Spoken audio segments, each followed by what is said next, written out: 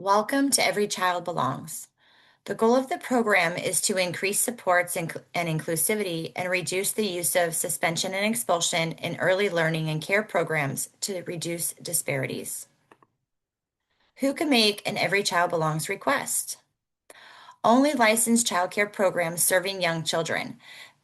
That means registered family child care programs, certified family care programs, certified center care programs, outdoor nature-based programs.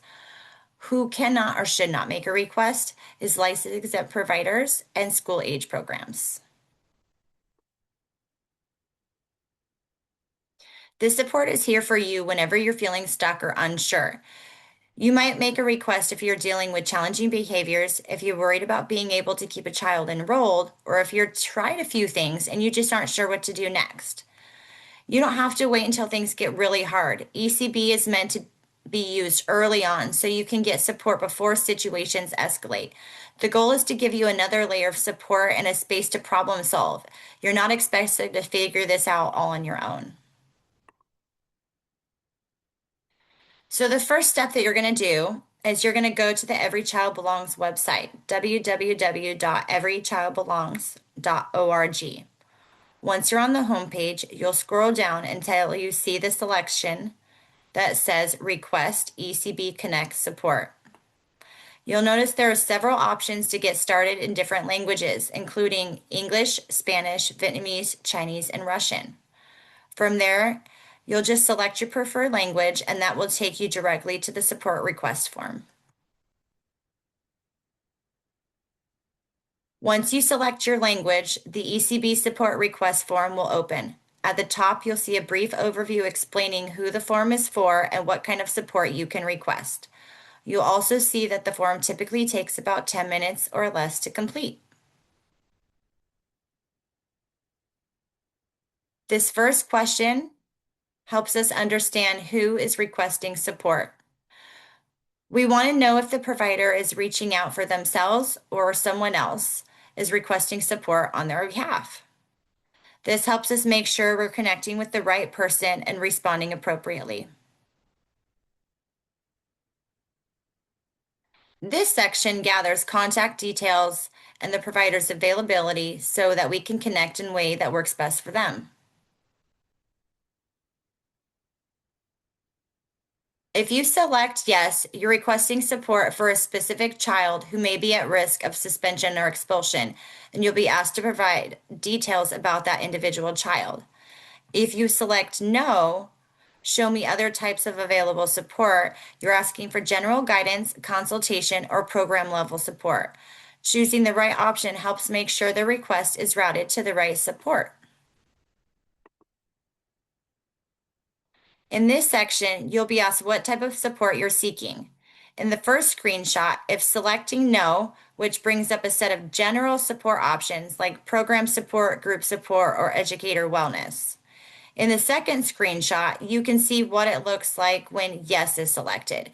This leads to a different set of questions focusing on identifying specific behaviors or concerns for an individual child.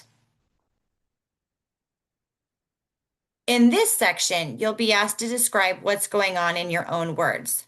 There's the space to give a brief description of the challenges or events you're concerned about. You'll also notice that there's a reminder to leave out any names to protect for confidentiality. You may also be asked about additional concerns like safety, staff support, or family concerns. Then you'll have the opportunity to identify the child's strengths by selecting from a list. This might include things like how the child connects with others, communicates, or engages in their environment. Including both concerns and strengths helps give a more complete picture so that the support you receive is more responsive and meaningful. In this section, you'll enter basic information about your program's location. This includes your program's name, address, city, county, and zip code. You'll also indicate whether your program is home base or center base and whether it operates within a school building. This information helps ensure your request is routed to the right regional support team. From this point forward, the rest of the form will remain the same regardless of whether you selected yes or no earlier.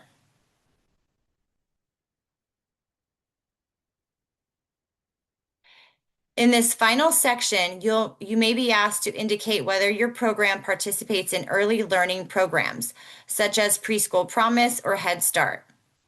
There are also a few option fields, such as license or provider numbers, that you can complete if you have that information available. At the end of the form, you'll have options to request a copy of your responses for your records. Once everything is complete, you'll simply click Submit. Once you submit your request, it is received by the ECB Connect team. They will review your request and reach out to schedule a consultation call with you. During that call, they'll take time to understand what's going on and what kind of support would be most helpful. From there, you'll be connected to the appropriate support, such as technical assistance or a mental health consultation. That support is then provided directly at your site, so you're not navigating this on your own. The goal is to make sure that you feel supported every step of the way.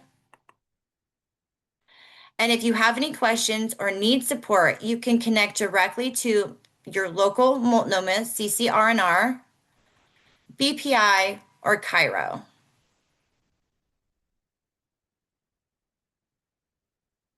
Thank you.